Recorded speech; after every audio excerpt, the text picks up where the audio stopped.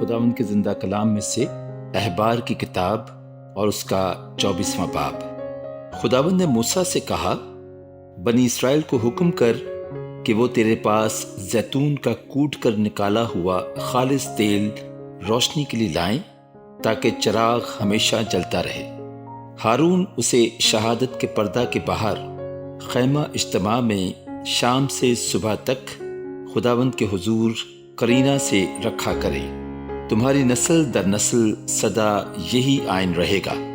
وہ ہمیشہ ان چراغوں کو ترتیب سے پاک شمعدان پر خداوند کے حضور رکھا کرے، اور تو میدہ لے کر 12 گردے پکانا، ہر ایک گردہ میں ایفا کے 2/3 حصہ کے برابر میدہ ہو، اور تو ان کو 2 قطاریں کر کے ہر قطار میں 6 روٹیاں پاک میز پر خداوند کے حضور رکھنا، اور تو ہر ایک قطار پر خالص لبان رکھنا تاکہ وہ روٹی پر یادگاری یعنی خداوند کے حضور آتشین قربانی کے طور پر ہو۔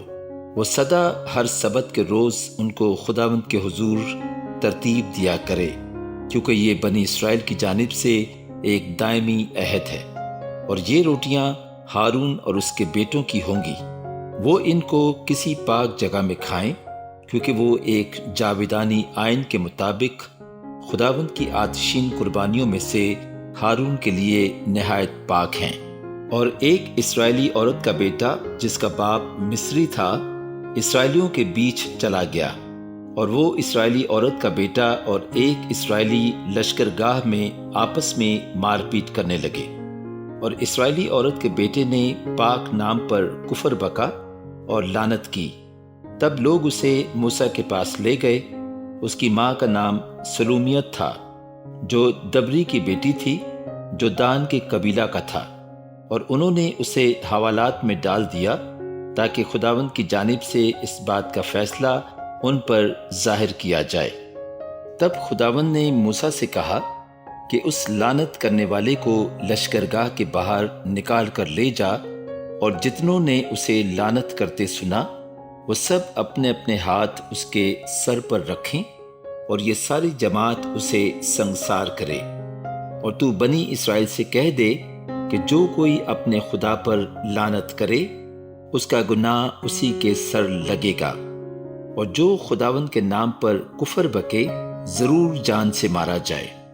ساری جماعت اسے قطعی سنگسار کرے، خواہ وہ دیسی ہو یا پردیسی۔ جب وہ پاک نام پر کفر بکے تو وہ ضرور جان سے مارا جائے، اور جو کوئی کسی آدمی کو مار ڈالے وہ ضرور جان سے مارا جائے، اور جو کوئی کسی چوپائے کو مار ڈالے وہ اس کا معاوضہ جان کے بدلے جان دے۔ اور اگر کوئی شخص اپنے ہمسایہ کو عیب دار بنا دے تو جیسا اس نے کیا ویسا ہی اس سے کیا جائے، یعنی عضو توڑنے کے بدلے عضو توڑنا ہو، اور آنکھ کے بدلے آنکھ، اور دانت کے بدلے دانت۔ جیسا عیب اس نے دوسرے آدمی میں پیدا کر دیا ہے ویسا ہی اس میں بھی کر دیا جائے۔ الغرض جو کوئی کسی چوپائے کو مار ڈالے وہ اس کا معاوضہ دے، پر انسان کا قاتل جان سے مارا جائے۔